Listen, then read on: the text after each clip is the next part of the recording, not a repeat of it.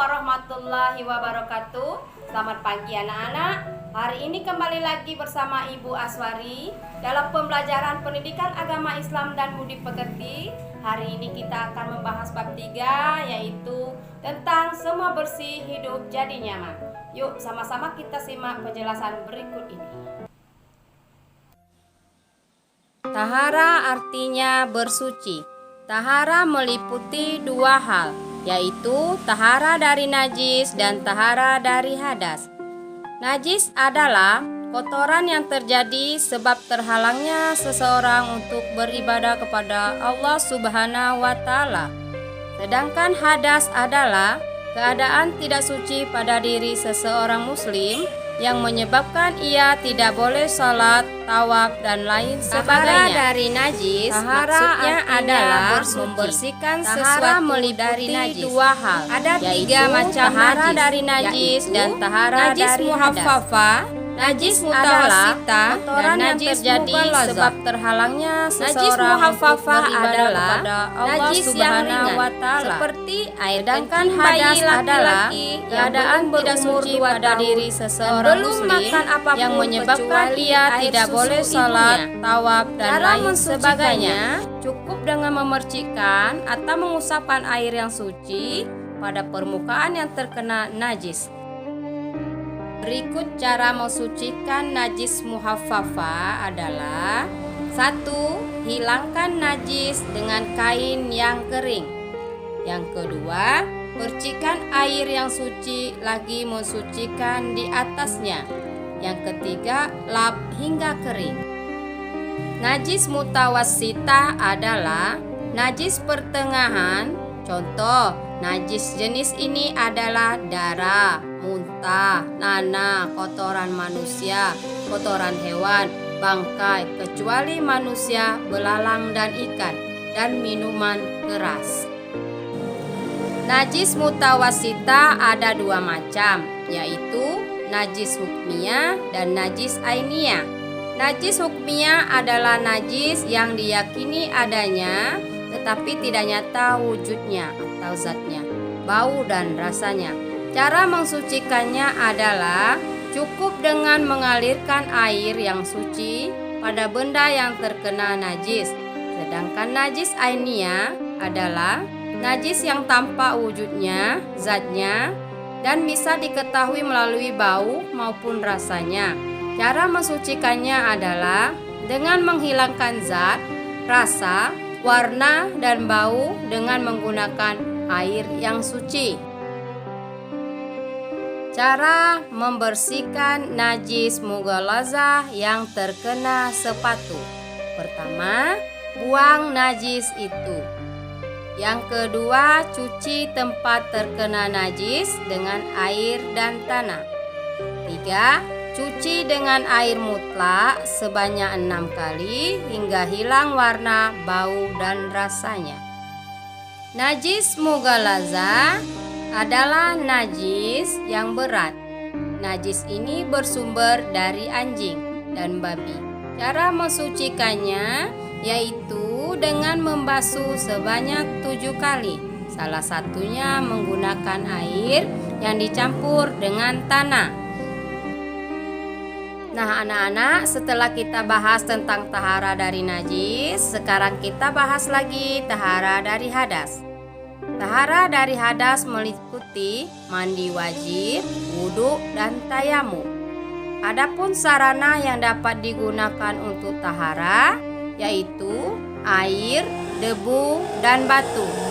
Air yang bisa dipakai untuk bersuci adalah air yang suci lagi mensucikan. Hadas terbagi menjadi dua, hadas kecil dan hadas besar. Nah sekarang kita bahas tentang hadas kecil. Seseorang dalam keadaan hadas kecil apabila melakukan salah satu dari 4 hal, yaitu: 1. Keluar sesuatu dari kubul atau kemaluan dan dubur. Yang kedua, hilang akal, contohnya tidur. Yang ketiga, bersentuhan kulit antara laki-laki dan perempuan yang bukan muhram. Yang keempat, menyentuh kubur atau kemaluan dan dubur dengan telapak tangan. Cara mensucikan hadas kecil dengan berwudu. Apabila tidak ada air atau terkena sesuatu hal, maka bisa dengan tayamum. Setelah kita membahas hadas kecil, sekarang kita membahas hadas besar. Seseorang dalam keadaan hadas besar apabila mengalami atau melakukan salah satu dari 6 perkara, yaitu 1. Berhubungan suami istri. Yang kedua, keluar mani.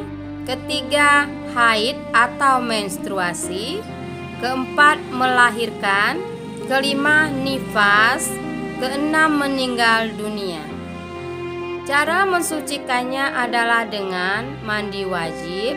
Apabila tidak ada air atau karena sesuatu hal, maka bisa dengan tayamum. Mandi wajib. Mandi wajib adalah mandi untuk menghilangkan hadas besar. Sering juga disebut dengan mandi janabat atau junub. Adapun cara mandi wajib adalah sebagai berikut. Yang pertama, niat. Yang kedua, membasahi seluruh tubuh, mulai dari ujung rambut sampai ujung kaki. Nah, setelah kita membahas tentang mandi wajib, kita masuk tentang wudhu. Wudhu adalah cara bersuci untuk menghilangkan hadas kecil.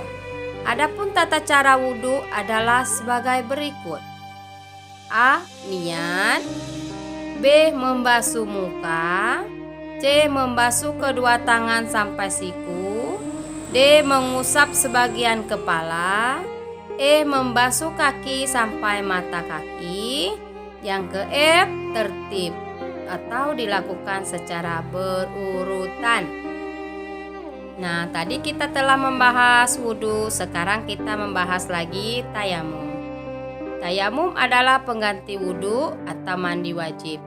Hal ini dilakukan sebagai rukhsah atau keringanan. Untuk orang yang tidak dapat memakai air karena beberapa halangan atau unsur, tayamum dilakukan dengan menggunakan sarana debu yang suci. Nah, setelah kita membahas tentang mandi wajib, wudhu dan tayamum, maka kita harus tahu hikmah tahara. Yang pertama, orang yang hidup bersih akan terhindar dari segala macam penyakit, karena kebanyakan sumber penyakit berasal dari kuman dan kotoran. Yang kedua, dapat dijadikan sarana untuk lebih mendekatkan diri kepada Allah Subhanahu wa Ta'ala. Ketiga, kebersihan akan membuat kita menjalani hidup dengan lebih nyaman. Yang keempat, Rasulullah Shallallahu Alaihi Wasallam bersabda bahwa orang yang selalu menjaga wudhu akan bersinar wajahnya kelak saat dibangkitkan dari kubur. Rasulullah Shallallahu Alaihi Wasallam menegaskan bahwa kebersihan itu sebagian dari iman. Dan ada ungkapan bijak pula yang mengatakan kebersihan pangkal kesehatan. Baiklah, daripada penjelasan tadi ada sedikit tambahan, yaitu tentang darah yang keluar dari rahim perempuan ada beberapa macam, yaitu haid, nifas, dan istihadah. Darah haid yaitu darah yang keluar dari perempuan saat kondisi sehat. Sebagian perempuan ada yang sudah mengalami haid saat mulai berumur 9 tahun. Namun rata-rata mengalami pada umur 11 tahun. Masa haid minimal adalah sehari semalam, biasanya 6 atau 7 hari. Dan yang paling lama adalah 15 hari. Perempuan yang sedang haid tidak boleh melaksanakan sholat, puasa, membaca dan menyentuh serta memegang Al-Quran, tawaf, terdiam diri di dalam masjid, dan berhubungan suami istri. Nifas adalah darah yang keluar sesudah melahirkan. Setelah kekosongan rahim dari kehamilan, sedikit atau banyaknya darah nifas bervariasi. Ada yang hanya 1 tetes, keluar sehari atau 2 hari. Rata-rata perempuan mengeluarkan darah nifas selama 40 hari dan yang paling lama adalah 60 hari. Adapun cara mandi wajib untuk perempuan yang nifas sama dengan sebagaimana mandi haid. Sekarang darah istihadah, yaitu darah yang keluar tidak pada hari-hari haid dan nifas karena suatu penyakit. Darah istihadah ada 4 macam, yaitu 1. Keluar kurang dari masa haid. Yang kedua, keluar lebih dari masa haid. Yang ketiga, keluar sebelum usia haid atau setelah masa menopause. Yang keempat, keluar lebih lama dari maksimal masa nifas. Seseorang perempuan yang mengeluarkan darah istihadah tetap harus melaksanakan kewajiban sholat dan puasa. Apabila seseorang tersebut ingin melaksanakan sholat, maka bersihkanlah darah, pakaian, pembalut, kemudian berwudu. Nah, gimana anak-anak? Setelah penjelasan tentang semua bersih hidup jadi nyaman, Ibu harap dapat dipahami, dan apabila ada pertanyaan silakan tanyakan kepada Ibu. Nah, setelah video ini selesai, terima kasih atas perhatiannya. Sampai jumpa untuk selanjutnya. Wassalamualaikum warahmatullahi wabarakatuh.